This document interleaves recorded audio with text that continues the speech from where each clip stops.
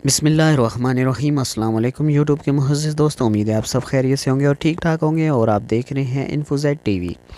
आज का हमारा टॉपिक है वाक़या मेराज। अल्लाह ताला की कुदरत की निशानियों में से एक निशानी है जो चश्मे ज़दन में बस ज़ाहिर-ओ-नुमा हुआ, लेकिन हकीकत में इसमें कितना वक्त लगा ये अल्लाह ताला और इसके रसूल सल्लल्लाहु अलैहि वसल्लम बेहतर जानते हैं। अल्लाह ताला ने इस वाक़या में अपने महबूब पैगम्बर हज़रत मोहम्मद को अपनी कुदरत कामिला का मुशाहिदा कराया। वाक़या मेराज ऐलान नबूवत के 10वें साल और मदीना हिजरत से 1 साल पहले मक्का में पेश आया। माह रजब की 27वीं रात है। अल्लाह ताला फ़रिश्तों से इरशाद फरमाता है, ए फ़रिश्तों, आज की रात मेरी तस्बीह बयान मत करो, मेरी हम्दो तक़द्दुस करना बंद कर दो। आज की रात मेरी अताअत व बंदगी छोड़ दो और आज की रात जन्नतुल फ़िरदौस को लिबास और ज़ेवर से आरास्ता करो। मेरी फरमाबरदारी का कला अपने सर पर बांध लो। ए जिब्राइल, मेरा ये पैगाम मिकाइल को सुना दो कि रिज़्क़ का पैमाना हाथ से अलहदा कर दे। इसराफील से कह दो कि वो सूर को कुछ अरसा के लिए मौकूफ़ कर दे। इज़राइल से कह दो कि कुछ देर के लिए रूह को कब्ज़ करने से हाथ उठा ले। सुबहान अल्लाह। रिज़वान से कह दो कि वो जन्नतुल फ़िरदौस की दर्जा बंदी कर दे। मालिक से कह दो कि दोज़ख को ताला लगा दे। खल्द बरी की रूहों से कह दो कि आरास्ता वो पैरास्ता हो जाएं और जन्नत के महलों को छतों पर सफ बस्ता खड़ी हो जाएं। मशरिक़ से मगरिब तक जिस कदर कब्रें हैं, इनसे अज़ाब ख़त्म कर दो। आज की रात शब मेराज मेरे महबूब हज़रत मोहम्मद सल्लल्लाहु अलैहि वसल्लम के इस्तकबाल के लिए तैयार हो जाओ। चश्मे ज़दन में आलम बाला का नक्शा बदल गया। हुक्म रबी हुआ है, जिब्राइल अपने साथ 70,000 फ़रिश्ते ले जाओ। हुक्म इलाही सुनकर जिब्राइल अमीन अलैहिस्सलाम सवारी लेने जन्नत में जाते हैं और आपने ऐसी सवारी का इंतखाब किया जो आज तक किसी शहंशाह को भी मुयस्सर ना हुई हो। मुयस्सर होना तो दूर की बात है, देखी तक ना होगी। इस सवारी का नाम बराक है। तफसीरुल बयान में है कि नबी करीम सल्लल्लाहु अलैहि वसल्लम से पहले बराक पर कोई सवार नहीं हुआ। माह रजब की 27वीं शब किस कदर पुरकैफ रात है, मतलब बिल्कुल साफ़ है। फ़िज़ाओं में अजीब सी कैफियत तारी है। रात आहिस्ता आहिस्ता कैफ व नशात की मस्ती में मस्त होती जा रही है। सितारे पूरी आबोताब के साथ झिलमिला रहे हैं। पूरी दुनिया पुरसकूनत व खामोशी का आलम तारी है। निस्फ शब गुज़रने को है कि यकायक एक आसमानी दुनिया का दरवाज़ा खुलता है। अनवार व तजल्लियात के जलवे समेटते हज़रत जिब्राइल नूरानी मखलूक के झुरमट में जनती बराक लिए आसमान की बुलंदियों से उतरकर हज़रत उम्मुल हानी रज़ी अल्लाह तआला अन्हु के घर तशरीफ़ लाते हैं, जहाँ माए नबुव्वत हज़रत मोहम्मद सल्लल्लाहु अलैहि वसल्लम वही ख्वाब हैं, आंखें बंद किए दिल बेदार लिए आराम फरमा रहे हैं। हज़रत जिब्राइल अमीन हाथ बांध कर खड़े हैं और सोच रहे हैं कि अगर आवाज़ देकर जगाया तो बेअदबी हो जाएगी। फ़िक्रमंद हैं कि मेराज के दूल्हा को कैसे बेदार किया जाए। उसी वक्त हुक्म रब्बी होता है, या जिब्राइल, कबल कदमिया है जिब्राइल, मेरे महबूब के कदमों को चूम ले ताकि तेरे लबों की ठंडक से मेरे महबूब की आँख खुल जाए। उसी दिन के वास्ते मैंने तुझका काफूर से हुक्म सुनते हैं। जिब्राइल अमीन आगे बढ़े और अपने काफूरी होंठ महबूब दो आलम हज़रत मोहम्मद सल्लल्लाहु अलैहि वसल्लम के पायनाज से मस कर दिए। ये मंज़र भी किस कदर हसीन होगा जब जिब्राइल अमीन ने फ़ख्र कायनात हज़रत मोहम्मद सल्लल्लाहु अलैहि वसल्लम के कदमों को बोसा दिया। हज़रत जिब्राइल अमीन के होंठों की ठंडक पाकर हजूर बेदार होते हैं और दरियाफ़्त करते हैं, है जिब्राइल कैसे आना हुआ। अर्ज़ करते हैं, या रसूल अल्लाह, खुदाए बुज़ुर्ग व बरतर की तरफ से बुलावे का परवाना लेकर हाजिर हुआ हूँ। या रसूल अल्लाह, अल्लाह ताला आपकी मुलाकात का मुश्ताक है। हजूर सल्लल्लाहु अलैहि वसल्लम तशरीफ़ ले चलिए। ज़मीन से लेकर आसमानों तक सारी गज़रगाहों पर मुश्ताक दीद का हजूम है। चुनांचा आपने सफ़र की तैयारी शुरू की। इस मौका पर हज़रत जिब्राइल अमीन ने आपका सीना मुबारक चाक किया और दिल को धोया। हजूर का इरशाद गिरामी है कि मेरे पास एक आने वाला आया और उसने मेरा सीना चाक किया। सीना चाक करने के बाद मेरा दिल निकाला, फिर मेरे पास सोने का एक तश्त लाया गया जो ईमान व हिकमत। इसके बाद मेरे दिल को धोया गया, پھر وہ ایمان و حکمت سے لبریز ہو گیا۔ اس قلب کو سینہ اقدس میں اس کی جگہ پر رکھ دیا گیا۔ بخاری شریف جلد اول صفحہ 568۔ مسلم شریف میں ہے کہ حضرت جبرائیل علیہ السلام نے سینہ چاک کرنے کے بعد قلب مبارک کو زمزم کے پانی سے دھویا، اور حضرت جبرائیل فرماتے ہیں کہ قلب ہر قسم کی کجی سے پاک اور بے عیب ہے، اور اس میں 2 آنکھیں ہیں جو دیکھتی ہیں اور 2 کان ہیں جو سنتے ہیں۔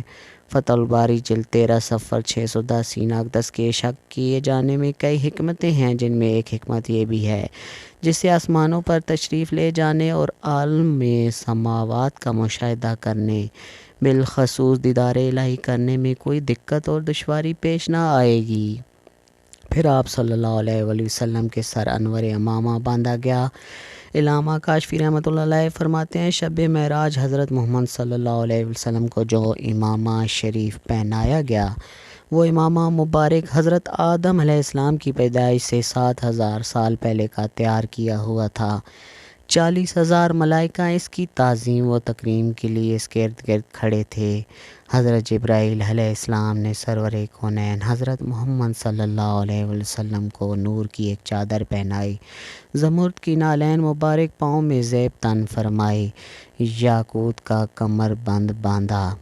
حضور نے براق کا حلیہ بیان کرتے ہوئے ارشاد فرمایا، سینہ سرخ یاقوت کی مانند چمک رہا تھا، اس کی پشت پر بجلی گوندتی تھی، ٹانگیں سبز زمرد، دم مرجان اور سر اور اس کی گردن یاقوت سے بنائی گئی تھی۔ بہشتی زین اس پر کسی ہوئی تھی، جس کے ساتھ سرخ یاقوت کے دورقاب کی اس کی پیشانی پر لا الہ الا اللہ محمد رسول اللہ لکھا ہوا تھا۔ چند لمحوں کے بعد وہ وقت بھی آ گیا کہ سرور کونین حضرت محمد براق پر تشریف فرما ہو گئے۔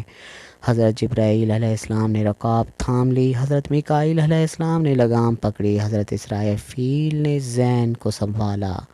حضرت امام کاشفی رحمۃ اللہ علیہ فرماتے ہیں کہ معراج کی رات 80,000 فرشتے حضور کے دائیں طرف اور 80,000 بائیں طرف تھے۔ معراج النبوت 606 فضا فرشتوں کی درود و سلام کی صداؤں سے گونج اٹھی، اور آقا نامدار حضرت محمد صلی اللہ علیہ وسلم درود و سلام کی گونج میں سفر معراج پر پہنچے۔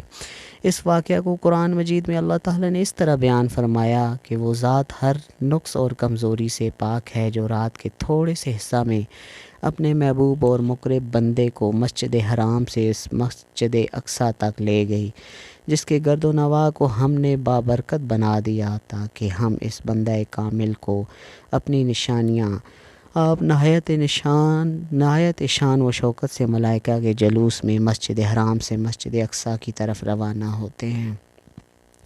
یہ گھڑی کس قدر دل نواز تھی کہ جب مکان سے لامکان تک نور ہی نور پھیلا ہوا تھا، سواری بھی نور تو سوار بھی نور، باراتی بھی نور تو دولہا بھی نور، میزبان بھی نور اور مہمان بھی نور۔ نوریوں کی یہ نوری بارات فلک بوس پہاڑیوں، بے آب و گیا ریگستانوں، گھنے جنگلوں، چٹیل میدانوں، سرسبز شاداب وادیوں پر خطر ویرانوں سے سفر کرتی ہوئی وادی بطوع میں پہنچی، جہاں کھجور کے بے شمار درخت ہیں۔ حضرت جبرائیل علیہ السلام نے عرض کرتے ہیں کہ حضور یہاں اتر کر 2 رکعت نفل آپ پڑھ لیں، یہ آپ کی ہجرت کا وہ مدینہ طیبہ ہے۔ نفل کی ادائیگی کے بعد پھر سفر شروع ہوتا ہے۔ راستے میں ایک سرخ ٹیلہ آتا ہے جہاں حضرت موسیٰ کی قبر ہے۔ حضور ارشاد فرماتے ہیں کہ معراج کی رات میں سرخ ٹیلے سے گزرا تو میں نے دیکھا کہ وہاں موسیٰ کی قبر ہے اور وہ اپنی قبر میں کھڑے ہو کر نماز پڑھ رہے ہیں۔ پھر دیکھتے ہی دیکھتے بیت المقدس بھی آ گیا، جہاں قدسیوں کا جمع غفیر سلامی کے لیے موجود ہے، حور و غلماں خوش آمدید کہنے کے لیے، اور تقریباً 1,24,000 انبیاء و مرسلین استقبال کے لیے بے چین و بے قرار کھڑے تھے۔ حضور اس مقام پر تشریف فرمائے ہوئے جسے باب محمد کہا جاتا ہے۔ حضرت جبرائیل علیہ السلام ایک پتھر کے پاس آئے جو اس جگہ موجود تھا۔ حضرت جبرائیل علیہ السلام نے اس پتھر میں اپنی انگلی مار کر اس میں سوراخ کر دیا اور براق کو اس میں باندھ دیا۔ آفتاب نبوت حضرت محمد صلی اللہ علیہ وآلہ وسلم مسجد اقصیٰ میں داخل ہوتے ہیں۔ سین حرم سے فلک تک نور ہی نور چھایا ہوا ہے۔ ستارے مانت پڑ چکے ہیں، قدسی سلامی دے رہے ہیں، حضرت جبرائیل آذان دے رہے ہیں، تمام انبیاء اور صف و در صف کھڑے ہو رہے ہیں۔ جب صفیں بن چکی تو امام الانبیاء فخر دو جہاں حضرت محمد امامت فرمانے تشریف لاتے ہیں۔ تمام انبیاء اور امام الانبیاء کے اقتداء میں 2 رکعت نماز ادا کر کے اپنی نیاز مندی کا اعلان کرتے ہیں۔ ملائکہ اور انبیاء اکرام سب کے سب سر تسلیم خم کیے ہوئے کھڑے ہیں۔ بیت المقدس نے آج تک ایسا دل نواز منظر اور روح پرور سما نہیں دیکھا ہوگا۔ وہاں سے فارغ ہی عظمت و رفعت کے پرچم پھر بلند ہونے شروع ہوتے ہیں، درود و سلام سے فضائیں بلند ہوتی ہیں۔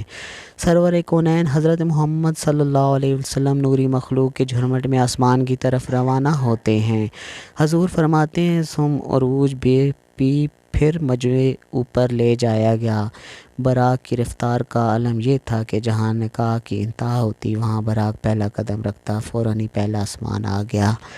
جبرائیل نے دروازہ کھٹکایا، دربان نے پوچھا کون ہے؟ جواب دیا جبرائیل۔ دربان نے پوچھا من معکم، تمہارے ساتھ کون ہے؟ حضرت جبرائیل علیہ السلام نے کہا حضرت محمد صلی اللہ علیہ وسلم۔ دربان نے کہا مرحبا، دروازے انہی کے لیے کھولے جائیں گے۔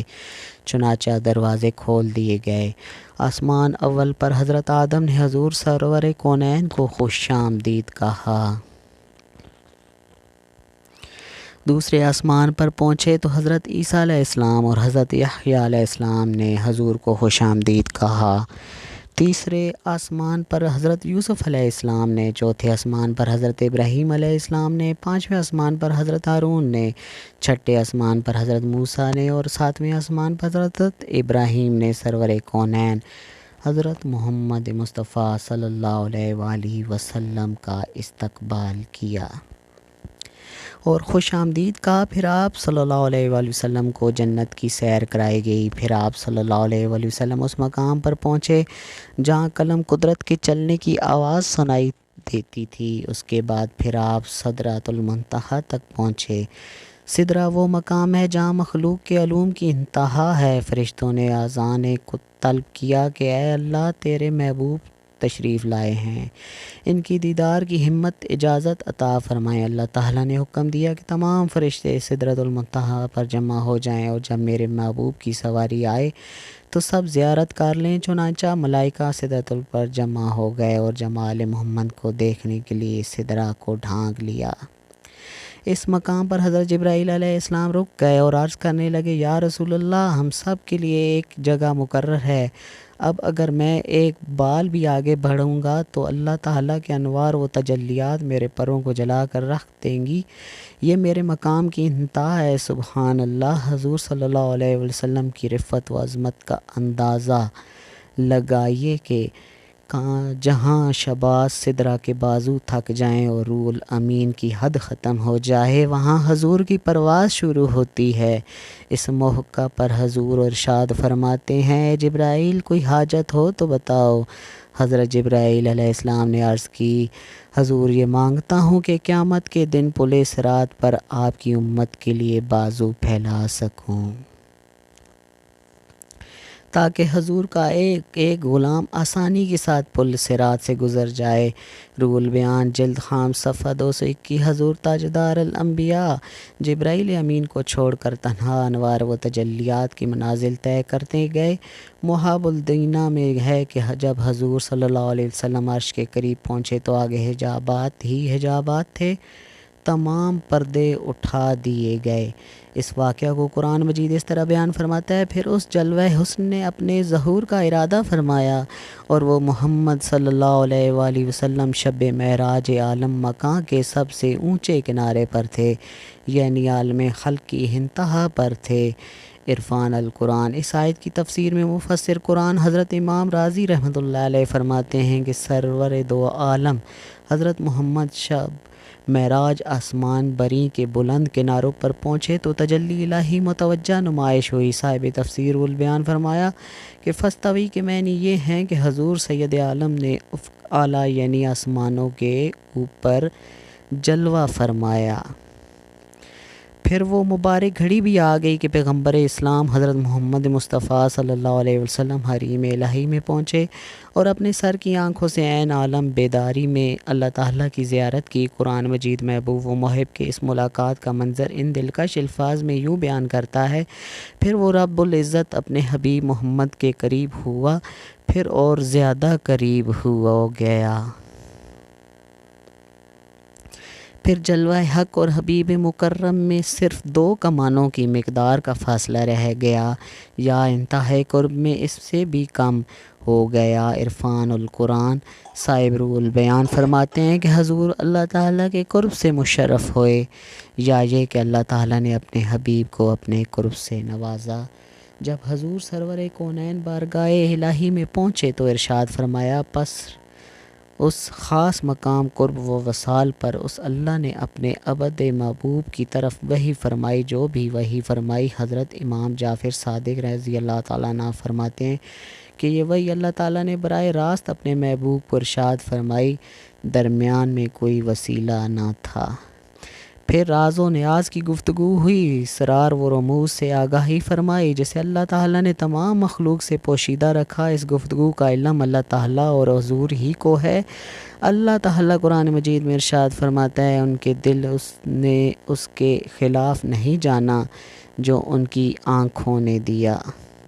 اس آیت مبارکہ میں حضور سرور کونین حضرت محمد صلی اللہ علیہ وسلم کے قلب انور کی عظمت بیان ہے کہ شب معراج آپ صلی اللہ علیہ وسلم کی مقدس آنکھوں نے انوار و تجلیات اور برکات الہی دیکھے، حتیٰ کہ اللہ تعالیٰ کے اس دیدار پر انوار سے مشرف ہوئے تو آنکھوں نے جو دیکھا دل نے اس کی تصدیق کی، یعنی آنکھ سے دیکھا اور دل نے گواہی دی، اور اس کے دیکھنے میں شک و تر اور وہم نے راہ نہ پائی۔ اللہ تعالیٰ قرآن مجید میں اپنے محبوب کی آنکھوں کا ذکر فرماتا ہے: ان کی آنکھ نہ کسی اور طرف مائل ہوئی اور نہ حد سے بڑی، جس کو تکنا تھا اس پر جمی رہی۔ اس آیت کریمہ میں حضور صلی اللہ علیہ وسلم کی مقدس آنکھوں کا ذکر ہے کہ جب آپ شب معراج کی رات اس مقام پر پہنچے جہاں سب کی عقلیں دنگ رہ جاتی ہیں، وہاں آپ صلی اللہ علیہ وسلم دیدار الہی سے مشرف ہوئے تو اس موقع پر آپ صلی اللہ علیہ وسلم نے دائیں بائیں کہیں بھی نہیں دیکھا، نہ آپ کی آنکھیں بہکیں بلکہ خالق کائنات کے جلووں میں گم تھیں۔ واقعہ معراج کا ذکر کرتے ہوئے اللہ تعالیٰ قرآن مجید میں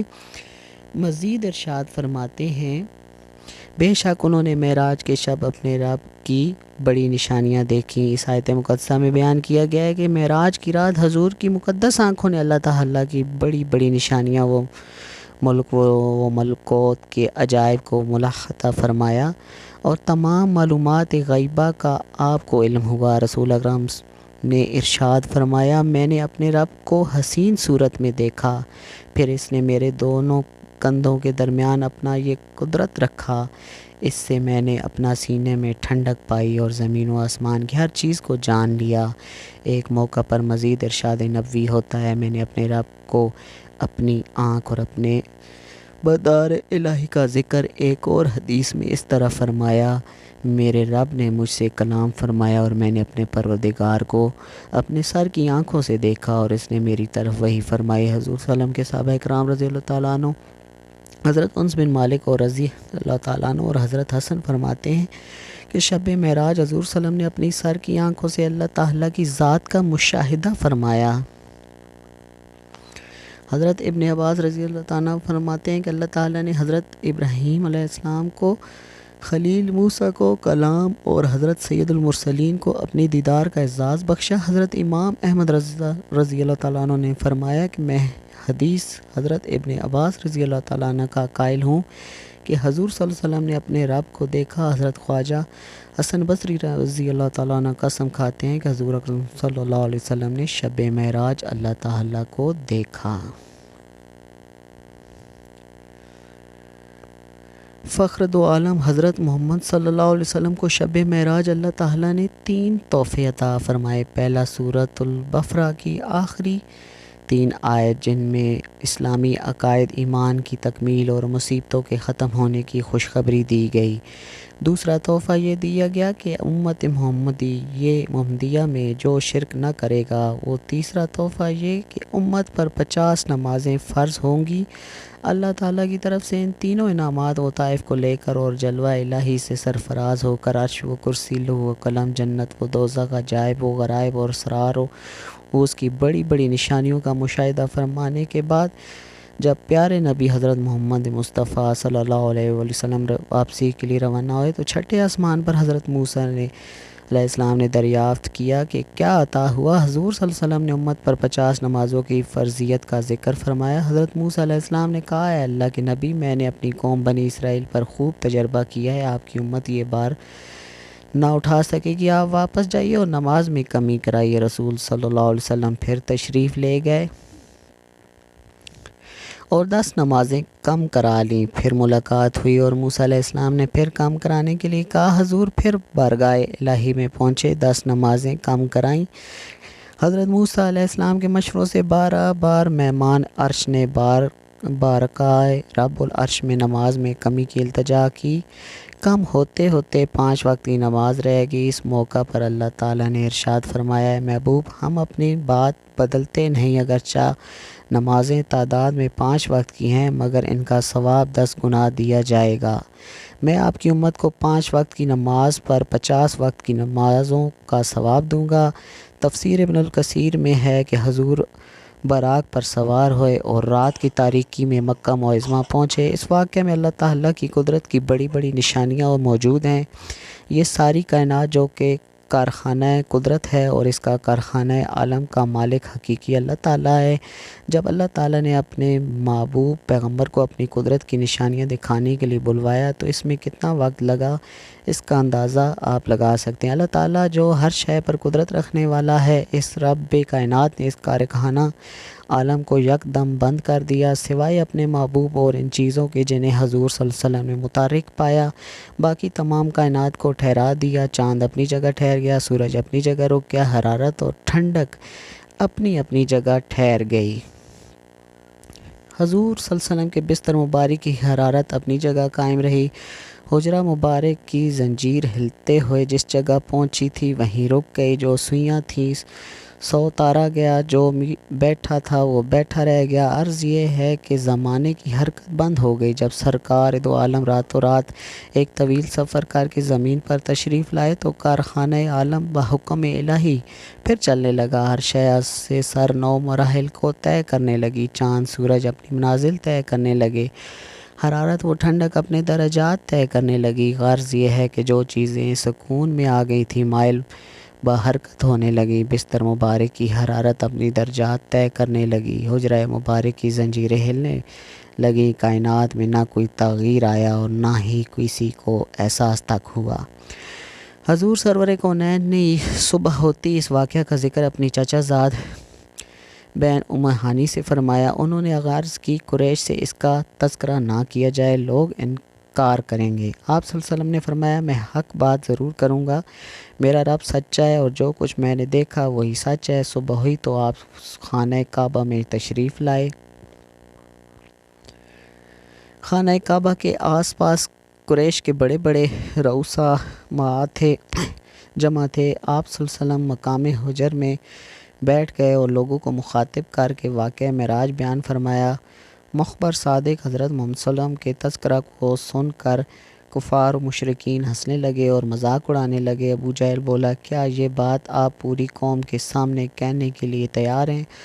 آپ صلی اللہ علیہ وسلم نے فرمایا، بے شک۔ ابو جہل نے کفار مکہ کو بلایا اور جب تمام قبائل جمع ہو گئے تو حضور صلی اللہ علیہ وسلم نے سارا واقعہ بیان فرمایا۔ کفار واقعہ سن کر تالیاں بجانے لگے اور اللہ تعالیٰ کے محبوب کا مذاق اڑانے لگے۔ ان قبائل میں شام کے تاجر بھی تھے، انہوں نے بیت المقدس کو کئی بار دیکھا تھا۔ انہوں نے حضور صلی اللہ علیہ وآلہ وسلم سے کہا، ہمیں معلوم ہے کہ آپ آج تک بیت المقدس نہیں گئے، بتائیے اس کے ستون اور دروازے کتنے ہیں؟ حضور صلی اللہ علیہ وسلم نے ارشاد فرماتے ہیں کہ یکا یک بیت المقدس کی پوری عمارت میرے سامنے آ گئی۔ وہ جو سوال کرتے میں جواب دیتا جاتا، مگر پھر بھی انہوں نے اس واقعہ کو سچا نہ مانا۔ جب حضور صلی اللہ علیہ وسلم مسجد اقصیٰ کے بارے میں جواب دے چکے تو کفار مکہ حیران ہو کر کہنے لگے کہ مسجد اقصیٰ کا نقشہ تو آپ نے ٹھیک ٹھیک بتا دیا، لیکن ذرا یہ بتائیے کہ مسجد اقصیٰ جاتے یا آتے ہوئے ہمارا قافلہ آپ کو راستے میں ملا یا نہیں؟ حضور صلی اللہ علیہ وسلم نے ارشاد فرمایا کہ ایک قافلہ مقام روا پر گزرا، ان کا ایک اونٹ گم ہو گیا تھا۔